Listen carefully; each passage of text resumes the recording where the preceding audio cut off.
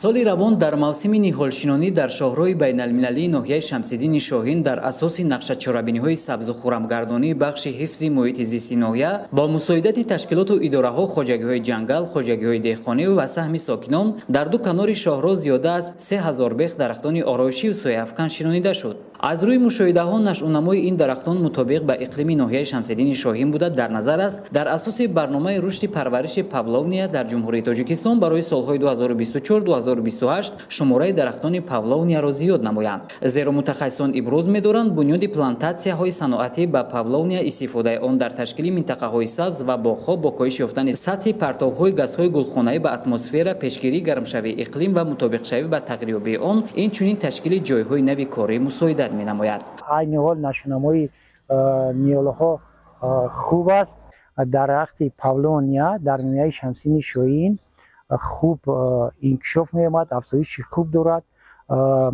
на танҳо ҳамчун аҳамияти ороишӣ, инчунин дарахти павлония барои рушди соҳаи занбури асалпарварӣ бениҳоят аҳамияти хуб дорад. бахши ҳифзи муҳити зисти ноҳия тасмим гирифтааст ки на танҳо дар ҳудуди ноҳия, инчунин дар дигар хоҷагиҳо усули самаранок истифодабарии об аз қабили қатрагӣ баромонда нашунамои ниёларо дар кӯчаву хиёбонҳо дуруст баромонданд.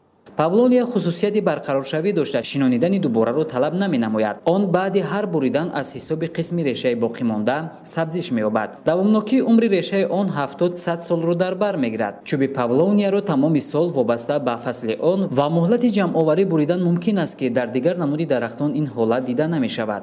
гулҳои дарахтони павлония накати хушбӯии қавӣ дошта беҳтарин шаҳд барои истеҳсоли асали молӣ мебошад. аз 1 гектар павловниязор аз 500 то 800 килограмм асали молӣ аз ин бештар гирифтан мумкин аст. бартарии дарахтон дар он аст ки дар парвариши он зархимикатҳо тамоман истифода бурда намешавад. чӯби корие ки аз ин намуди дарахт гирифта мешавад аз ҷиҳати экологӣ тоза, мулоим ба оташ ва намӣ тобовар, сабук ва ба ҳашароти зараррасон устувор мебошад. чӯби павловнияро маъмулан барои сохтмони хона истифода мебаранд. бартариаш дар он аст ки зуд хушк намешавад, шакли худро дигар намекунад ва мустаҳкам буда ба осонӣ намешиканад. бо сабаби чандир ва мустаҳкам буданаш онро дар соҳаи мебелсозӣ низ васеъ истифода мебаранд. тавре мутахассисон иброз медоранд яке аз мақсадҳои барномаи рушди парвариши павловния дар ҷумҳурии Тоҷикистон барои солҳои 2024-2028 ин баланд бардоштани сатҳи огоҳӣ ва сатҳи дониши соҳибкорон, хоҷагиҳои деҳқонӣ, кормандони хоҷагиҳои ҷангал ва хоҷагиҳои манзилию коммуналӣ оид ба аҳамияти истифодаи павловния дар бунёди плантатсияҳои агроҷангалпарварӣ ва пешбурди корҳои сабзазоркунӣ оид ба парвариши ниҳоли павловния дар ниҳолхонаҳо мебошад.